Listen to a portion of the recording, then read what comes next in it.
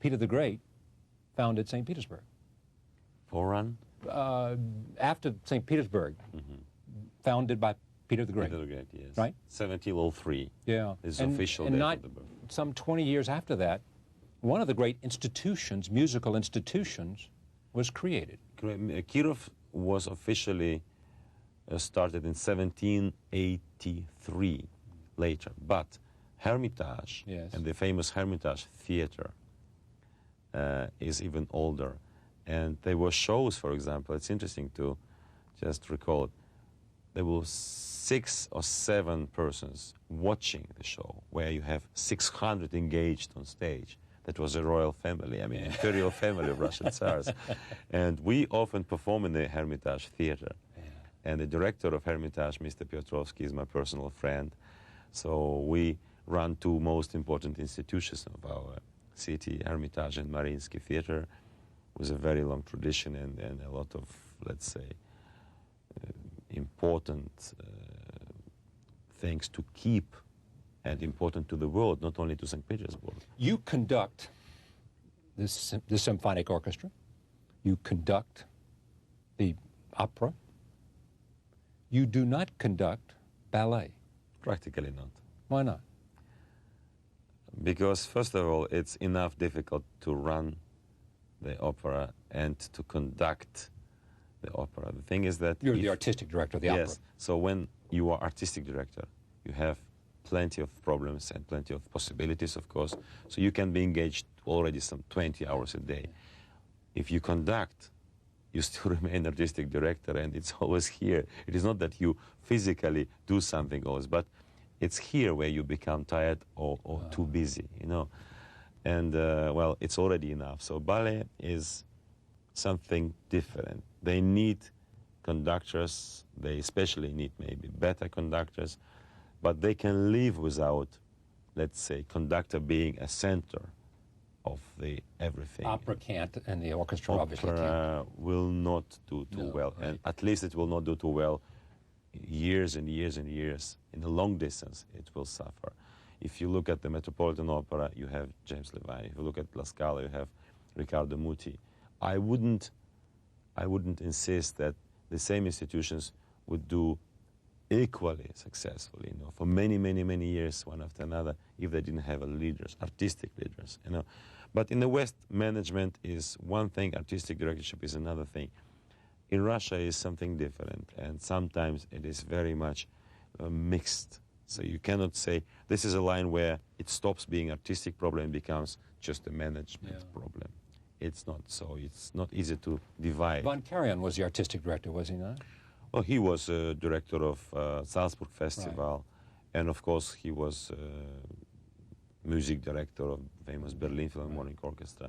But Herbert von Karajan brought very many, let's say, new ways of acting as a musician, acting as a conductor, because he built the whole empire, you know, and it was the media was really changed with his arrival. The attention to the profession of conductor was changed. And he used all the progress which happened after the Second World War.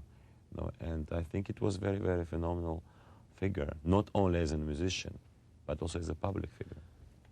To be what you are, the leader of a great opera, and to be in demand, as you are at 43, 4, whatever you are. How old are you? 43. 43. And to travel and work with the great musicians in the world. I mean, I can't think, if you have talent, a better thing to do. You get to go everywhere. Orchestras and operas are chasing you to come in different places in the world with all the different traditions. One has to choose. One has to choose.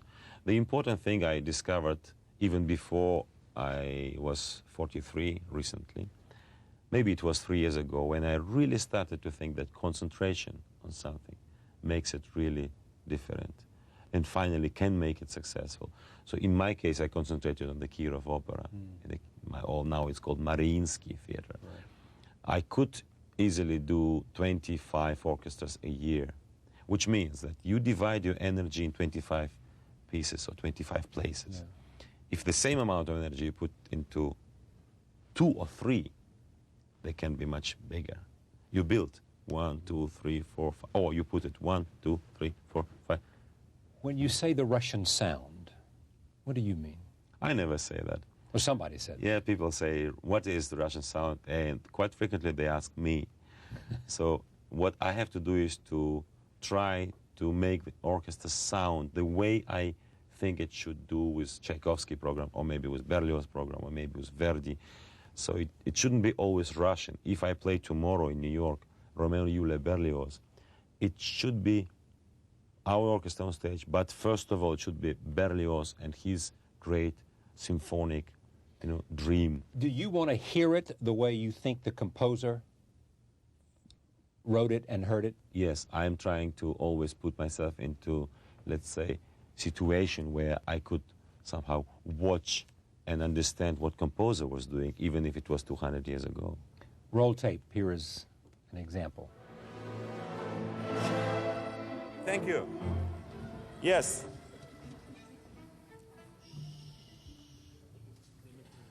Many good things, but I ask everybody to articulate moderato allegro. It's not horse riding, so it's very much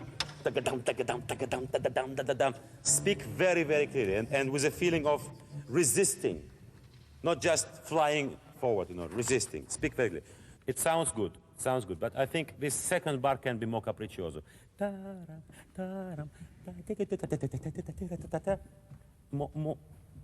What we have to avoid is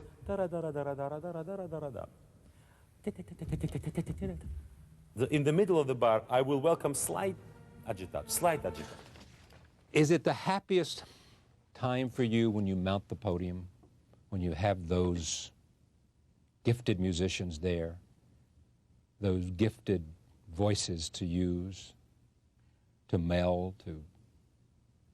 It's happy because of the hope. You have a hope, and you already feel happy. After that, the most difficult starts. You go and do something for 3 or 4 hours, and it's very difficult to keep your dream and the reality on the same level. Yeah. So sometimes it can be even more effective than you expect. But normally you expect so much that it's practically impossible to reach these expectations. So in my case, I say, if I'm totally happy 3-4 times a year, this is quite good. I am a lucky man. And we're very pleased to have you here. I should mention on the Phillips label, we have several cassettes here. One is Prince Igor, and the other is Fiery Angel. You're here in New York because you're part of the Lincoln Center Summer Festival. How long will you be in New York? We are all together for 1 week in New York. We do 4 programs.